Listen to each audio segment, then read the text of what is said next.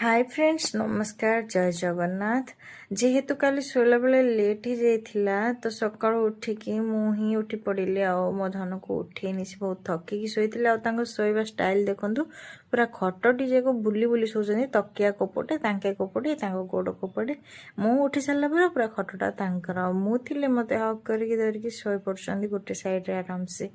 देखि पड़थबे सकाळ उठला बेले एठी भल से सकाळ बेहिनी पहांतिया टाइम भलिया हेगची आ टिके टिके झिपझिप वर्षा भी पकाउथला जेहेतु आज गुरुवार तो मोर उपवास गुरुवार उपवास तो साई बाबा गोलाप फुलटा देखते केते सुंदर देखा एटा मु पूजा करने को नेबी आठी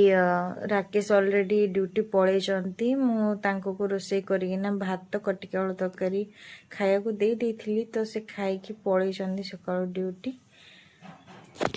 जेहेतु उपास था तो तरबर सकाल किसी सुट करने को टाइम मिलनी तो ए से ड्यूटी गलापर छाड़ी आसिली बस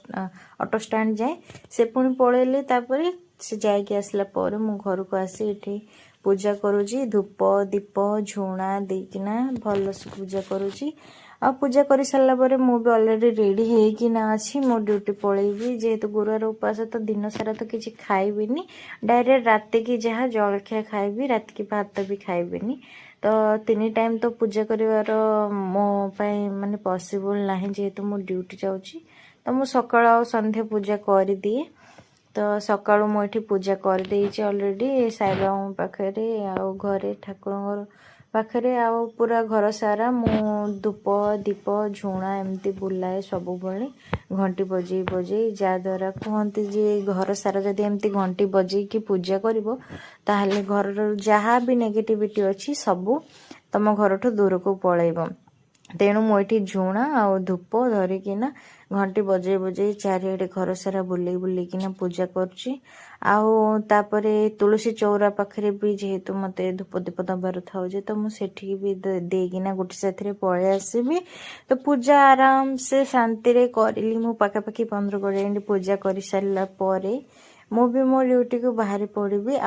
झुणा तो मते बहुत ही मोर तो खास करके झुणा बहुत पसंद जब